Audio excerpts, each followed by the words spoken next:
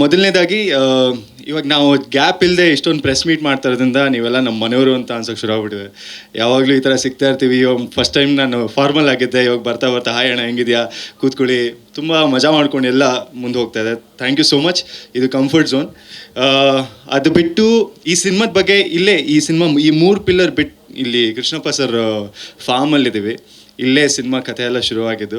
ಈ 3 ಪಿಲ್ಲರ್ ಬಿಟ್ಟು ಅಲ್ಲೊಂದು ಟೇಬಲ್ ಇತ್ತು, ಆ ಟೇಬಲ್ಗೆ ನಾವು ಬಂದು ಕೂತಾಗ ಸರ್ ಬರೆಯೋಕ್ಕೆ ಶುರು ಮಾಡಿದ್ದು. ಸೊ ನನಗಿದು ತುಂಬ ಬೇಕಾದಂಥ ಪ್ರೆಸ್ ಮೀಟ್ ಆಗುತ್ತೆ. It's the most beautiful valuable thing for me. ತುರ್ರಾ ಈಗ ಸರ್ದು ಒಂದು ಇಂಟ್ರೆಸ್ಟಿಂಗ್ ಬಿಹೇವಿಯರ್ ಇದೆ. ನಾವು ಶೂಟಿಂಗ್ ಮಾಡೋ ಟೈಮಲ್ಲೂ ಅವ್ರ ಮಾತುಗಳು ನಮ್ಗೆ ಅರ್ಥ ಆಗಲ್ಲ. ಒಂದೊಂದ್ಸಲಿ ಸುಮ್ಮನೆ ಬಸ್ ಅಂತಾರೆ ಎಲ್ಲೋ ಒಂದು ಕಡೆ, ಇನ್ನೆಲ್ಲೋಡಕ್ಕೆ ಎಥೆ ಅಂತಾರೆ. ಇದೆಲ್ಲ ಏನು ಸರ್ ಇದು? ಸಡನ್ನಾಗಿ ಒಂದು ಸೌಂಡ್ ಬರುತ್ತೆ, ಏನದು ಸೌಂಡು ಅಂತ ಫಸ್ಟ್ ಶುರುನಲ್ಲಿ ನಮ್ಗೆ ಅರ್ಥನೂ ಆಗಲ್ಲ ಏನಿದು ಅಂತ. ಬಟ್ ಇವೆಲ್ಲ ಹೋಗ್ತಾ ಹೋಗ್ತಾ ನಮಗೆ ಅದ್ರ ಮೀನಿಂಗು ಅವ್ರು ಹೇಳೋದೇ ಅರ್ಥ ಆಗಕ್ಕೆ ಶುರು ಆಯಿತು. ಸೊ ತುರ್ರಾ ಕೂಡ ಹಾಗೆ.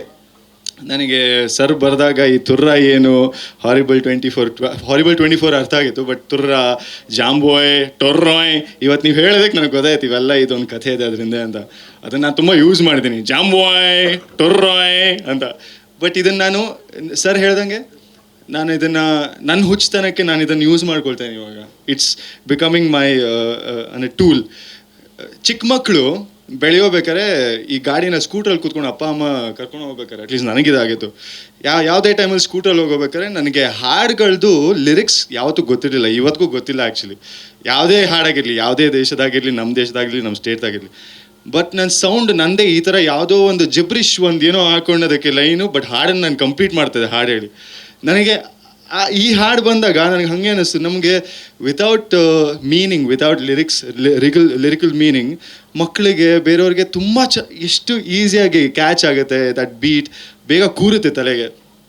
ಸೊ ಆದ್ದರಿಂದ ನನಗೆ this song is also one of my favourites, because ಮಕ್ಕಳಿಗೆ ತುಂಬ ಇಷ್ಟ ಆಗುತ್ತೆ. ಅದು ಬಿಟ್ಟು ಎಂಜಾಯ್ ಮಾಡ್ಕೊಳ್ಳೋರು ಮಾಡ್ಕೊಳ್ತಾರೆ.